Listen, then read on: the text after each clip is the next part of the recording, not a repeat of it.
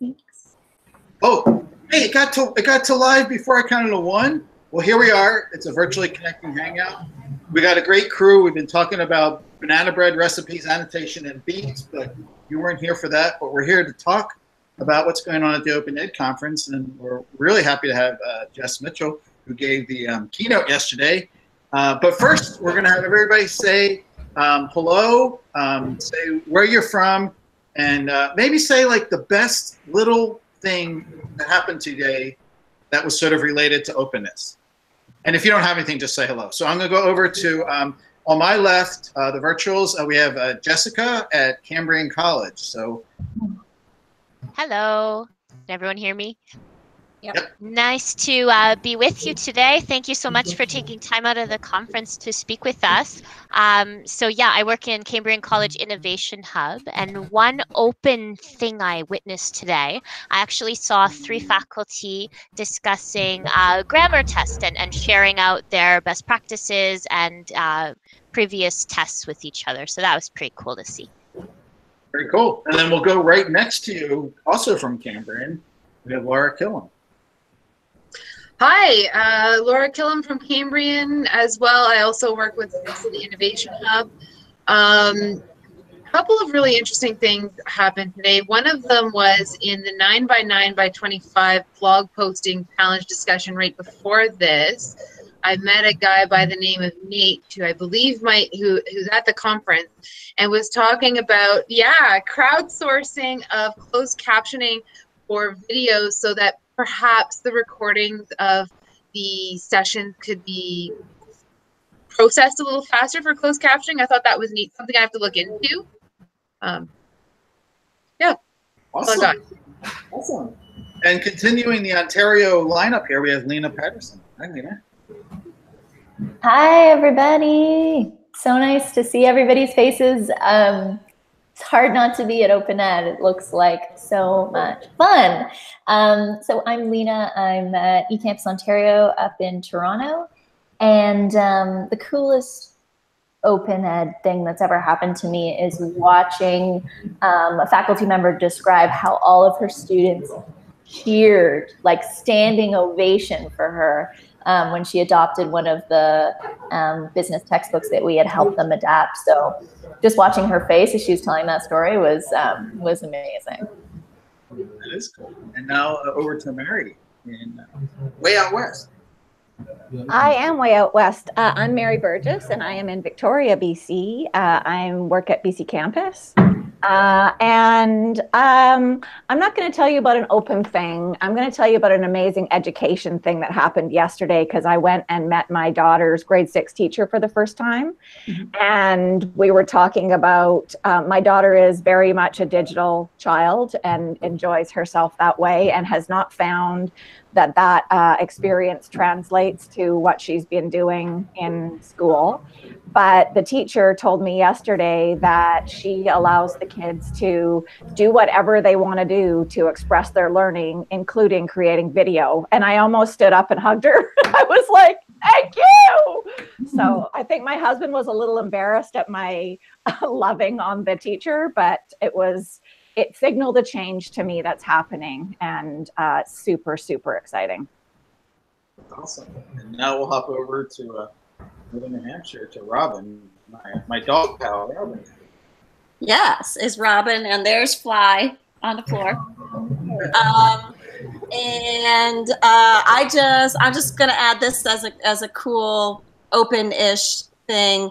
And when I look at the bar down at the bottom with all of these faces, like at least 3/4 of you, I can directly connect to a change in my practice. And I, taught for 15 years before I could point to anyone really alive who had a direct effect on my pedagogical practice. And now it's like you assemble a bunch of people in a room and I can find so many people, and I'm super grateful for that. And it's daily and it's meaningful. So thank you guys.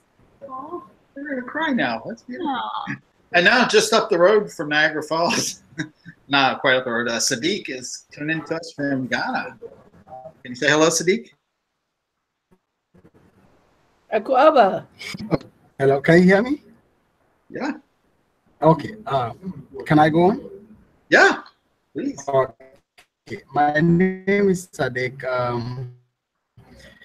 I'm from Ghana.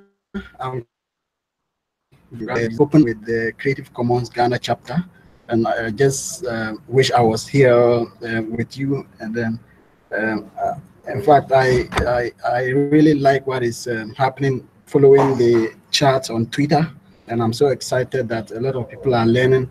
And I wish everybody a successful conference, and I hope to see all of you one day.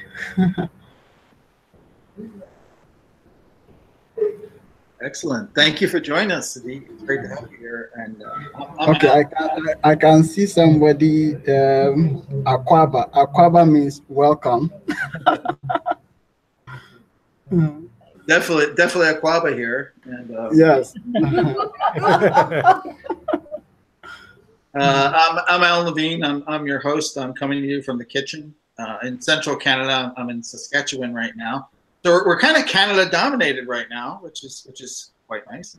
And I'll just say, like Laura, who's here in the post, she wrote a blog post yesterday, I think, that mentioned me, but I didn't know it. But Helen DeWard actually retweeted and mentioned me. So there's those little things that we do to acknowledge each other, and Helen's marvelous at that. Doesn't happen through algorithms. It just happens when people decide to say, hey, I'm going to let this person know about it, or I'm going to introduce this person. And those are the things that really add up. But now we're going to go over to the main room in Niagara Falls.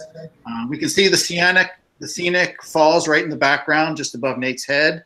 And ask the folks there to introduce themselves, because there were a bunch of people in the room. Well, I'll just say 2 words and then I will never speak again. I'm Nate Angel. I'm acting as the on-site buddy here for Virtually Connecting. We brought this group together sort of ad hoc. The centerpiece was going to be Jess Mitchell. So Jess, why don't you introduce yourself first? And then I am really uncomfortable with being a centerpiece. You're in the middle. Well, that was because it was the only chair that was open. Like, seriously, where are you sitting, Matt? Can we switch seats? Because I think it's going to change what I say, and it's going to change my perspective. And this is one of the things that Jesse Strommel and Sean Michael Morris talk about in their new book, which I love, love, love. Talk about annotation. I haven't highlighted or annotated a text in Kindle as much as I annotated that one. So the urgency of teachers, I even love the name. Like, I love everything about it. I don't know either of them, but we're going to meet on Monday and I'm going to tell them I love them. But I'm really uncomfortable with the centerpiece bit. And I'm really uncomfortable with all of the praise that I'm getting about this keynote, because really what I was saying is nothing anybody else couldn't also say. And who am I to say it? It's weird. And I don't want to go into all of my issues, but I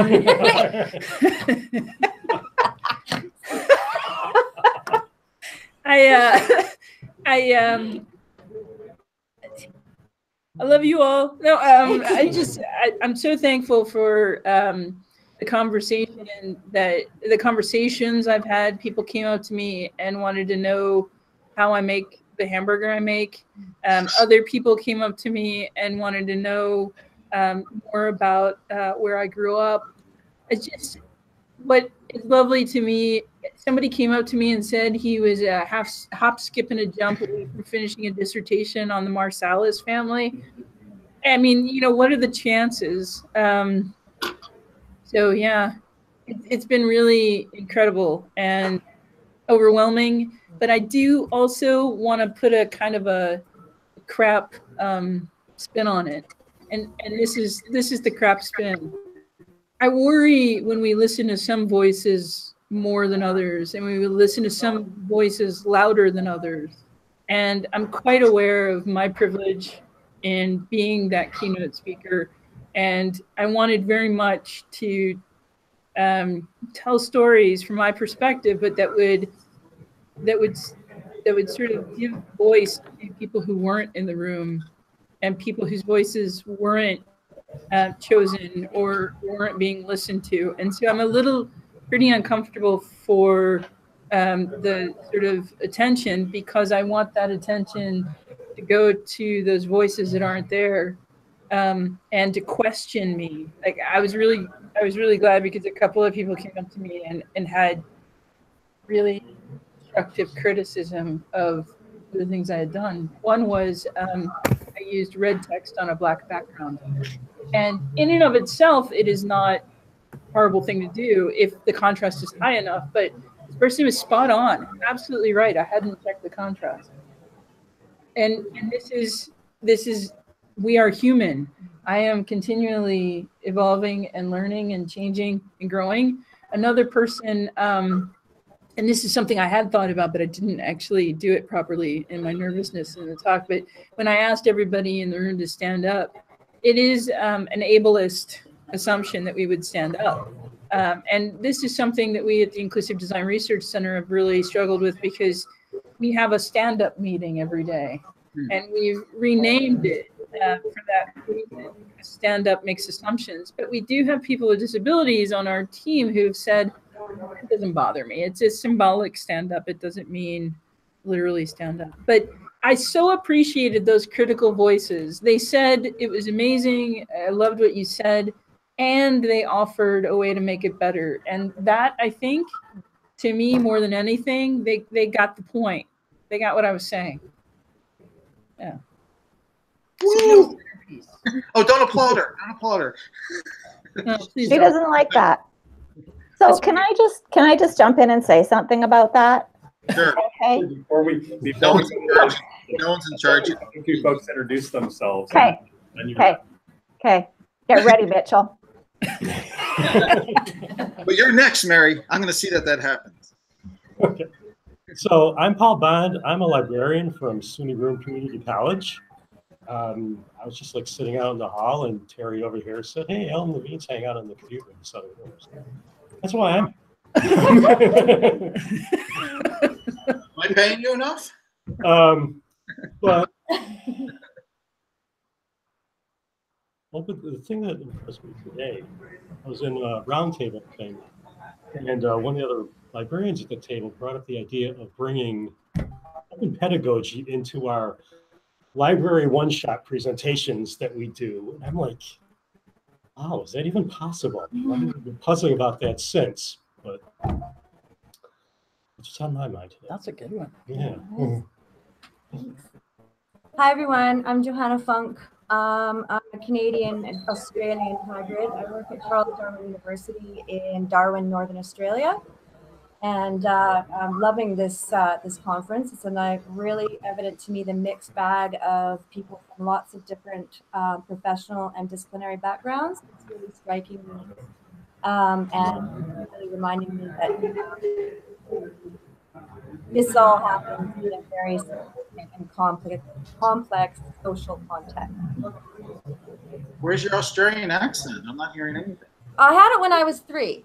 Talk to me in a few months, I'll have it back. There's a little hint of it on this end. It's a bit weird. It's a whisper. A whisper. Yeah, I suck at accents. So. No worries, mate. It's all right. Oh, no.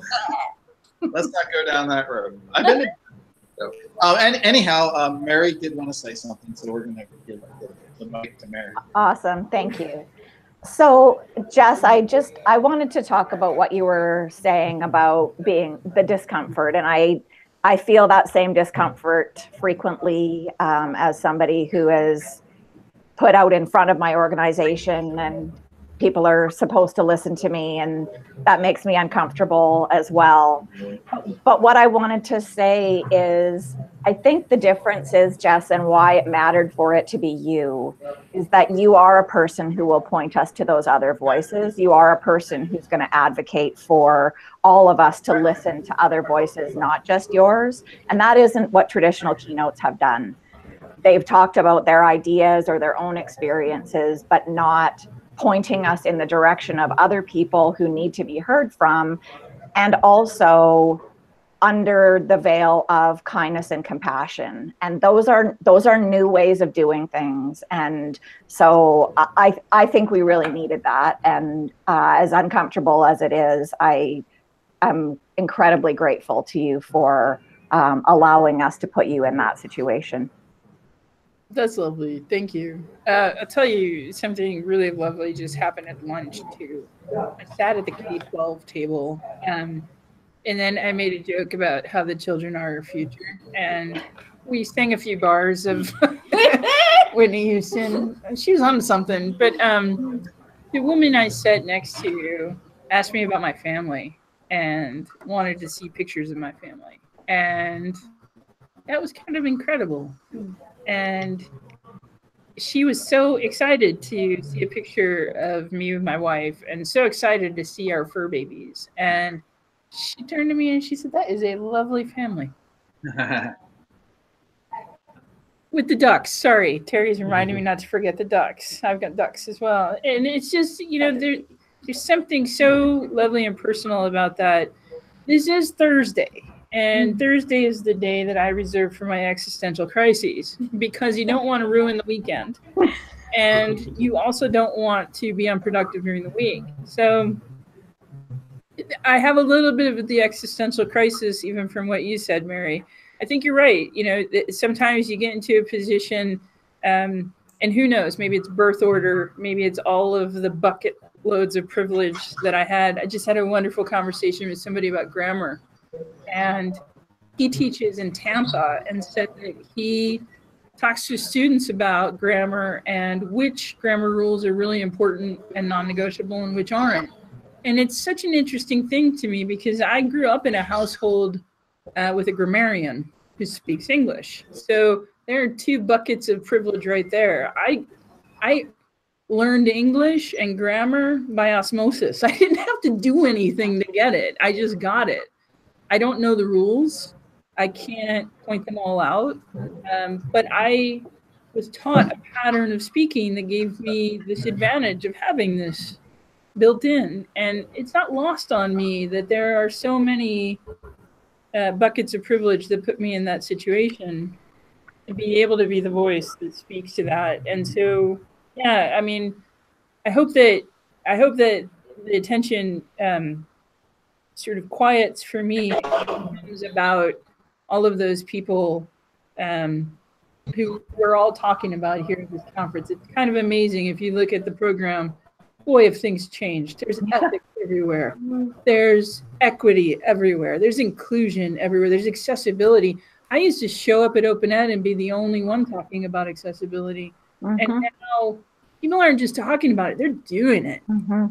It's awesome. I'm going to let Robin speak, but I just want to say, like, I appreciate just the way you frame that whole thing. And just looking through your slides, I mean, to me, I mean, everything in the slides, there's things about yourself which are interesting, but also voices of others were definitely there. And I think, you know, you're provoking conversation, which is what we want to do, instead of having some talk about shiny tools or people, you know, spouting their ego. So I'd say it's kind of a fresh flavor for a keynote, even if it causes extend. I'm not sure about this, like, scheduling of crises. That seems pretty organized. But I'm going to let Robin say something right now. Well, I was just going to say, like, there's sort of two sides of the coin. There's the acknowledgement of privilege, but then there's also representation. And I think for a lot of people at Open Ed who felt in the past unrepresented, it was really important to have you not just have a conversation with us, but be in the front. And I sometimes also think about how some privilege is contextual. So, you know, by being in the front of the room and having a microphone, you have a certain kind of power and credibility. But in other venues, that you don't have that power and credibility. And so to put that in the front of a room is also, I think, a social justice statement. And I even think of that in small ways sometimes, like, many of us have probably had the experience of like, you know, keynoting an event where you're kind of a big deal, saying the kinds of things that nobody where you actually work would ever listen to, right? So there's lots of things, like complex things that happen in the front of a room. Yes. You know, that acknowledge, I think, like sometimes it's okay to say, I'm in the front and something that might help us when we go back to the places where we don't have the microphones anymore. And I think I know a lot of folks, myself included, who just, you know, the sense of you up there saying these things that have been said for a long time but haven't always been in the front of the room was really powerful. Thank you. You know, it's interesting also to help me process just what's going on. Somebody came up to me yesterday and I was like, oh, wow, you're smarter about me than I am. She broke down the talk and she said, yeah, it was so cool. You were like, I'm brave. These people are brave. You should be brave too. And I thought, wow, I would never have come up with that, but that sounds awesome. If that's something that you think I said, then yay. But I think you're the one who just said it. It was really cool. It feels like, I mean, you gave a lot of things people in the audience could identify with and say, I could do that. or that's how I feel, which doesn't often happen at keynotes. Anybody else? We should have Johanna talk about her. Well, take the mic. Ask her about her. I was going to ask her about her hamburger recipe, but no. Let's switch to Indigenous and Aboriginal populations and access to education. Thank you. Instead of hamburger. We'll put that in the banana bread later. Annotate that. Well, thanks again yesterday. I'm going to expect a bunch of people that I probably wasn't expecting for mentioning my presentation. I'm really excited to be talking about how open has presented in some of the resource development projects I've been working on at Charles Darwin University in Northern Australia, working under the direction of some very strong senior Aboriginal women in my supervision team, and helping to navigate those intersection of knowledge systems with science and departmental resource creation from education and arms of government and collaborative research projects that throw up a bunch of ideas about how open might present in especially Indigenous knowledge systems and traditional representation of that knowledge. And so ways that we can go back and under to understand the principles of what we're calling critical open or critically engaging with that. But I think also recognizing that we're also coming from a very Western dominant perspective on openness, and that we might need to reconsider how people manage knowledge in different backgrounds in different parts of the world, not just from our respective disciplines. I mean, I talk to librarians, I talk to learning designers, instructional designers, and educationers. I'm an educationer. I'm getting ready to say a bunch of words too, so I'm a little nervous. But we talk about all those things, and we often take for granted the consensus. Yes. About what we're meaning and the understanding that we actually need to make a little bit of room for. And in an open world, I think we need to make a little room for consent about what that might mean to different groups of people. And so that's another huge noodle bowl of spaghetti of complicatedness that we're opening ourselves up to. But it's timely. Oh yeah, it's really rich, and really excited to be sharing some of that, and hopefully next year in Ireland when I'm finally finished the study. So yeah. Did you hear about the CC Summit panel on traditional knowledge? I'd like to tell you about it. Do.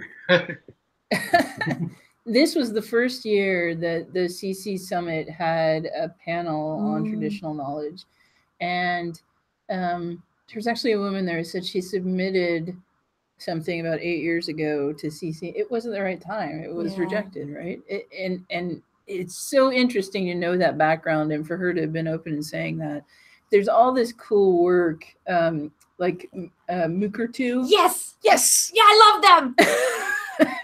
And the Open Knowledge Initiative, where they're doing things like the badging for traditional knowledge. And we had on the panel at CC Summit this amazing man from Six Nations Reserve that I was talking about in the keynote. He's a lawyer. I'll point you to some of the articles about him. He's worked on repatriation of cultural objects. Wonderful. Yeah, and he's gone to the Canadian Supreme Court with some of these cases. But he walked in the room and he said, you know, it's really nice that you all have this thing you call the commons, and it's really nice that you share all your stuff with each other, but this is none of your business. Right. Yeah. And in some cases, this is dangerous for it to be open. This is a threat to our culture, and this isn't supposed to be knowledge, it's supposed to be in your hands. And so I think that that notion of consent that you're talking about is a really interesting one. Yep. Well, there's a real tension there between our social justice and public good conversation that we really, you know, firmly believe this is really important, and it is. But the way that knowledge is shared and taught and learned and respected and gendered in different cultures is really significant, and it disrupts our ideas about how we do things. And so that's about learning, isn't it? Yeah, and Robin says it reminds her of Tara Robertson's work on the On Our Back stuff, and this it's absolutely right. Yes. So this is the right to be forgotten, and this is the consent, and this is all of its reconciliation. Yeah. The wonderful thing I wanted to also mention about Mukurtu, I had the tour of their platform earlier this summer.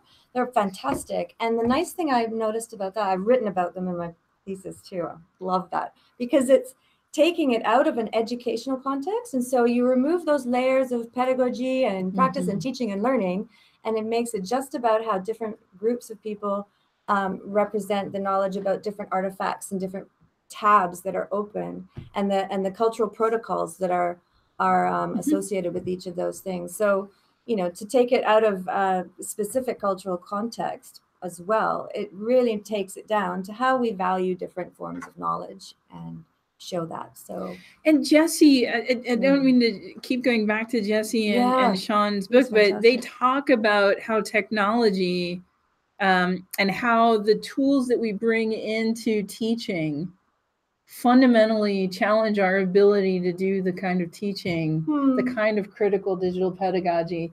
The more structure you put into these tools, the more structured your own teaching becomes to these outcomes that the tool expects or presupposes or encourages. It doesn't give you that open space to play and to discover and to explore. Get muddy and curious and messy and put beef in your banana bread.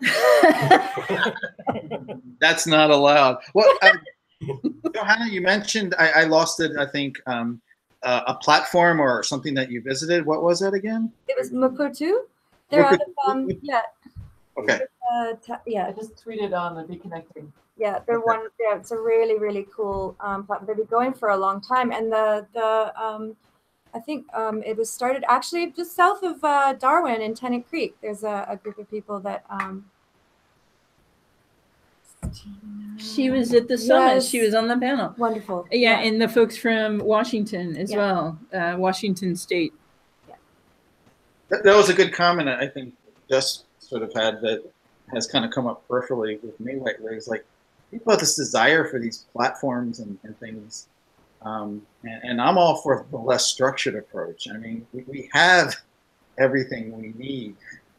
Well, not everything we need, but there are a lot of things we can do, and people kind of tend to want to. They want these boxes and things. They want a community platform, and you know, with it came out of some comments with Google Plus, you know, jumping the shark or whatever it just did, and saying, someone said, like, what would you design as the perfect learning platform? And it's like, I don't want another box to put my stuff into. You know, we have to go above the boxes. We need to move between them, and yeah, we spend time, maybe we put more of our time in Mastodon or something else, or Twitter or something else, but Don't like put yourself into one box. Mm-hmm. That takes bravery though, Alan. And that's what's so important, Jess. Like, that's what's so important about what that person said to you, right? Is that, you know, we can have all the borderless tools in the world that allow us to be as open and as exploratory and as creative as we want, but that's probably a solution for like 10% of the population, unless people find their voice and are able to find a space that fits for them to come into. So, you know, that is the fact that you got that reaction, Jess, from, risk is real. Exactly, Laura. The fact that you got that reaction from that person, I think, and that's what keynotes are supposed to do, right? They're supposed to inspire. They're supposed to, you know, disconnect a couple things in our heads so that we can start to form new connections. And I think that, you know, as an opening keynote, that is exactly what the purpose is. And I think that was what was achieved. The risk is absolutely real. And so on my Thursday existential crisis day, I wonder, like, it's not bravery. Listen, people, in my 20s, my boss said to me, you need to be more circumspect. Like, it is, in your 20s, it's stupidity. Apparently, when you've achieved this level of age that I've achieved in my 40s, it's now called bravery. But I think that, to me, it's a lesson to listen to the 20s and listen to the teens that have what we think are these radically I don't know, they seem compulsive or impulsive or not very well thought out or planned. What's impractical, Lena? Tell me. No, I was saying that they might be, their ideas might be considered impractical. Yeah, so it's tough for me because I haven't changed. I'm still, you know, maybe it's birth order. Maybe it's something in the milk that I had when I was young. But I haven't changed. It's just I think people are, I don't know, they're okay with me now. I don't know why. The world has changed, maybe a little. Oh, you're speaking, but we don't hear you. That's someone talking. Pete is. Maybe they're on a phone call. Oh. Try again. It's just a little bit low, Pete. Sounds like. We don't hear you at all, Pete. But we don't panic because, you know, when the technology fails, we just say. Oh, that's Pete Forsyth. Oh, wow. See, this rule number 1 is don't panic, and rule number 2 is don't alienate the capitalists. Always know where your towel is. Rule number 3 is always know where your towel is. You got them here, folks. We got to be writing this stuff down. Hey, there's Hal. Yeah. Hal came in late. You want to say hello, Hal? Let's see. Am I heard? You're heard. Oh, wonderful. Well, I am just so delighted that you asked for the greatest thing that's happened in Open, and at the risk of pushing Jess further off into a more self-marginalized place, even further on the extreme of the thing. Part of my delight is, Jess, you may remember a couple of years ago at a conference, I attended your breakout session along with maybe 4 other people. And I walked up to David Wiley in the hall afterwards, and I said, I have found your next keynote speaker. And I'm sure I was one of many people to recommend you. But then to see him act on that advice, and then to see our colleagues come alive with their reactions to the perspective you shared with them. And it reminded me that, you know, so much of what we experience in our lives and also in the open movement is we walk around accepting things only because we think other people are accepting them. And we don't feel liberated to express what's in our hearts. I did in college, I did a experiment very quickly where you give people a obviously biased news article and you ask them if it's biased. And like 90% of them will say, yes, it's biased.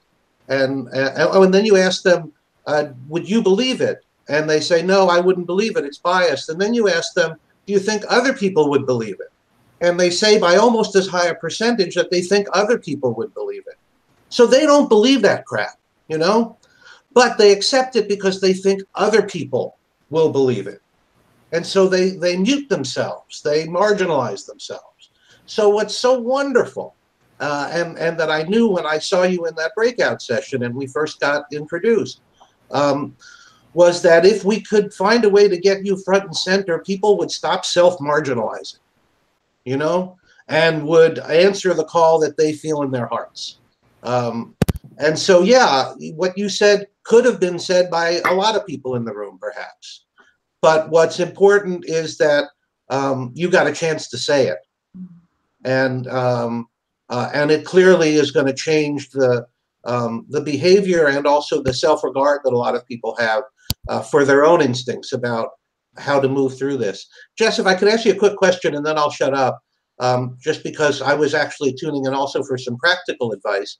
And I haven't had a chance yet to hear your keynote. I've just been observing the, because it wasn't posted when I checked the last time, I've just been observing the reactions to it. But I wonder if you might be able to share with me a little bit, and those of us, you know, some of us are moving on to this area of trying to develop open assessments. And we want to develop them in ways that are the most inclusive possibly, because they have an enormous capacity to give us sort of a rate change step to our movement by illuminating the finish line for mastery in certain disciplines and giving people multiple methods to achieve that mastery. So it's not all done in one pathway or in one box. But what thoughts might you have about how we organize that community, and particularly how we address the technologists among us, you know, who want to put the solution before the community, yes, rather than organize the community before you develop the solution. And what advice could you give me and others about how we don't make the same mistakes in open assessments that we made in open resources? And I'll mute. It's so great to see you, and congratulations. I'm just so tickled by the reactions I'm seeing from our colleagues. It's wonderful. Hal, you're amazing. You continue to be amazing in everything you do, and you have been such a wonderful champion and I feel like mentor to me in many ways. That session in Poland was great because of all the people who were there, including you. You all were so giving and open and authentic. And I was honored to be a part of it. I still think about the personas that your groups created.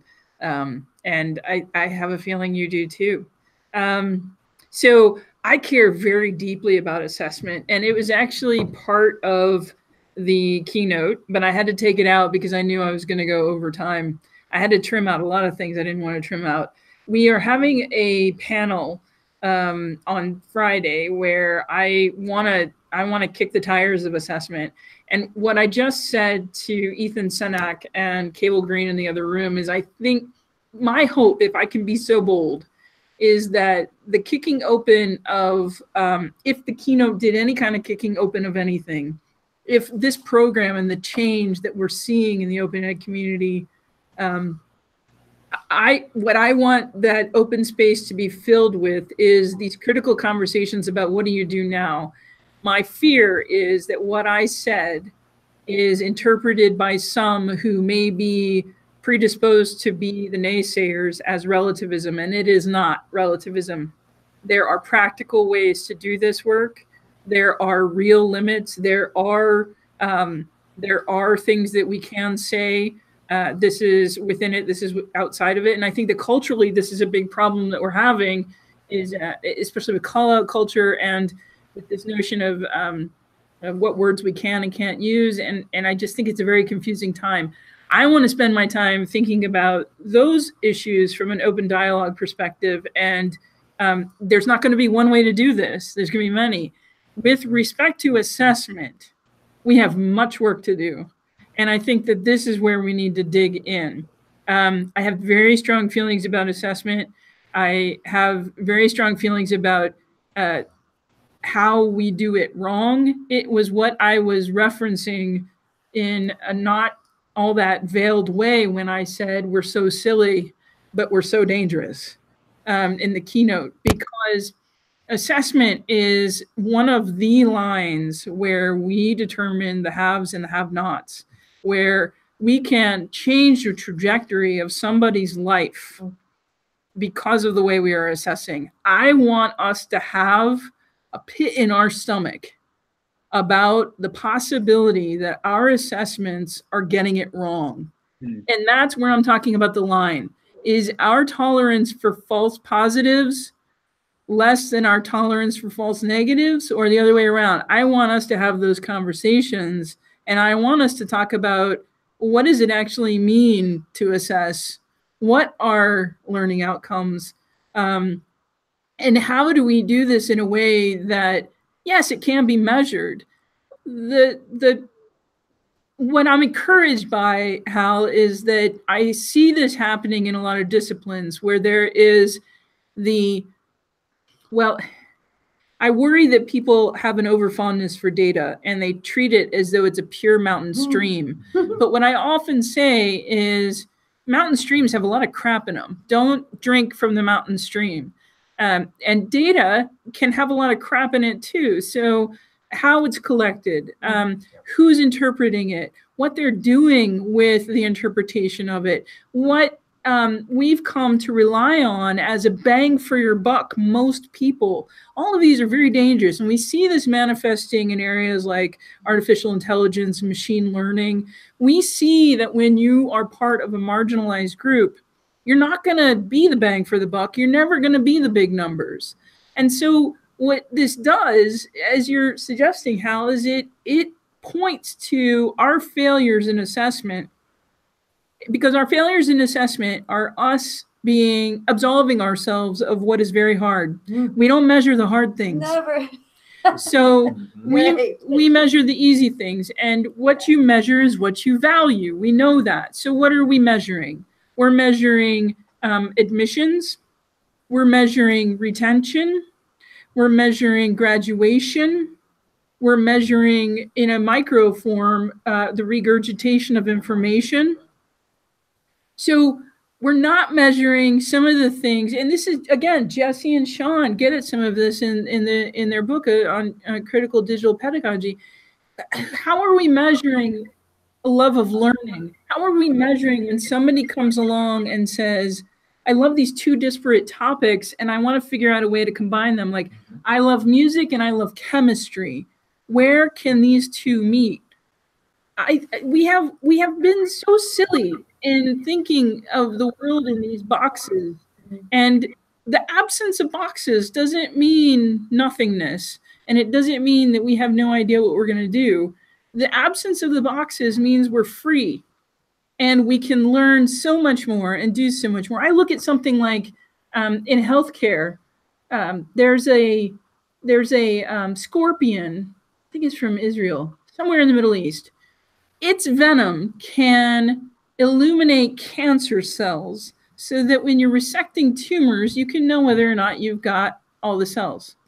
Who on earth went out there into the desert and said, you know what I'm going to do? I'm going to try to get this venom out of this scorpion and I'm going to sprinkle it on some cancer cells. It is magic, but it's science too. I think that our fondness for data and our lack of criticality about data, there's a fondness for science, but a lack of understanding of what science is. Science is trying to prove the null, right? Trying to prove it doesn't work. So what I love about science is it asks the other question, not the, this is my assumption and I'm going to try to prove that, but how do I disprove my assumption? Anyway, a much bigger conversation, Hal, but this is one of my micro obsessions. I'm looking forward to that. I'm going there. Yeah.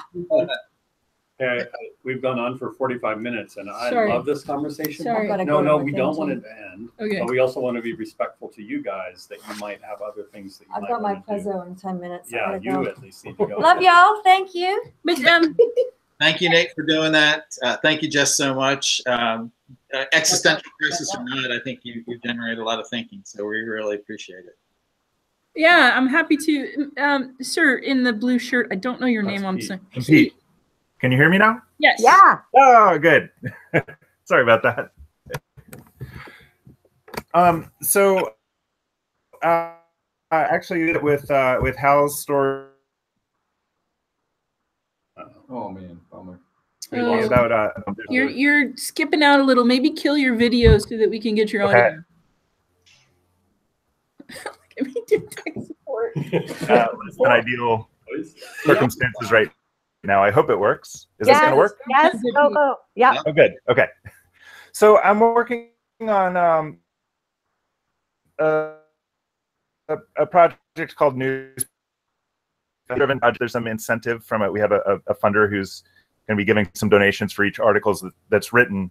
But it's basically the idea is to generate 1,000 basic articles about US-based newspapers in a 6-month time frame, with the idea that this is based on some research that shows that people basically will do some rudimentary research to figure out if a news source is real if they don't recognize it. So they'll hit Google, they'll look for a knowledge graph. If it tells them it's been around for 100 years, that tells them something that, it's not just something new and totally physical looks. Can you guys hear me? Yes. Yeah. Okay.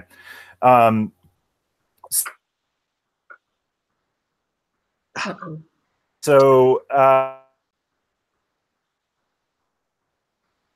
oh, Pete. Of the generate papers, and then a side piece of it is that one of the main ways we're doing that is by working with university instructors who are assigning their students to write these articles, so their students are not only learning something about newspapers, but learning something about Wikipedia's production process. And so that's one thing. That's a project I'd love to connect outside of this. But also, when you all were talking about equity, when I jumped on, something I run into with my work around Wikipedia a lot is people who are not necessarily deeply familiar with how Wikipedia works, expressing frustration about inclusion of marginalized groups on Wikipedia. So the gender gap is a very famous one. We have about like 17% or so of Wikipedia's articles are about women. And I don't mean to say, people who are deeply connected with Wikipedia are worried about these things as well, but there's a disconnect in terms of what people want to do about it. And I have a lot of trouble because one of the main ways that Wikipedia has defined itself for over a decade is that we reflect back to the world what is already published in established sources. We are not a source of original content. So the biases that already exist in the world will, by the way that Wikipedia is designed, be reinforced. And so I think this is sort of a fundamental challenge in Wikipedia is like, I think there's a lot of value in what we do with Wikipedia, but at the same time, there's this piece of it that does not correct for the imbalance in the world. It actually reinforces it. And so that's just an idea that I struggle with a great deal. And I think this newspapers article project is a good example of it, because I do think there's a lot of value in helping people understand what newspapers exist and are well established. But at the same time, the newspapers that exist and are well established may be owned by primarily white men, and all of these all these things that tend to marginalize. Like, we might not cover as many newspapers about from like Native American reservations, because there might not be as much information about those newspapers, and it might be harder for us to track down. So I'm interested in any feedback on that, either during the session or offline. Is this study, you were breaking up a little bit, so we missed a little bit of what you said, but is this the study that's at WashU in St. Louis? No, it's Ini Mustafare is the principal investigator, and it's from Wellesley College. Okay, so I don't know if it's farther along or less far along, but the folks at WashU are doing something called Doc Now. I'm on their Slack channel. I don't know what the URL is for it. I'm sure that could be found. Doc Now. Yeah. Okay. And they're doing a cool thing. There's also a bunch at the Berkman Center for Law. They are doing some cool work around this as well. So what they're doing is aggregating news and taking a look at what they can pull out of that news, sort of like the mountain stream of news, and what are the microbes that they're pulling out of it. Mm-hmm. But yeah, I mean, I don't know. I mean, that whole reflecting, I don't know that I have anything to say either, but that idea that it's reflecting back already established sources, I just was involved in making sure that an established source existed so that a Wikipedia article could refer to it. Just, you know, you have to go out in the world and produce knowledge so that it can be then reflected. So, you know, other than maybe a kind of digital citizenship efforts, of which there are many underfoot, that encourage quote unquote marginalized groups to document and publish information that can then be reflected, but then that turns around and hooks right back into the maybe this knowledge isn't for you. Maybe it's not supposed to be public, right? Yeah, so it's a little bit of a hall of mirrors there. And those efforts do exist to some degree. There are to a lot of different ones, and it's one thing that I like is that's a rather decentralized approach. You know, anyone can sort of run their own initiative to reach out to any group, and lots of people do. I want to thank everybody. I think the people in the room have overstayed. Not overstayed. They have things to do, so we don't want to take up too much of their time. Thanks everybody for tuning in. This will be archived, and you know where it ends up. And hope to see you again in another V-Connecting session. Ken! Miss you, buddy. We need to do some tacos, brother. Yes, we do. Okay. Yeah.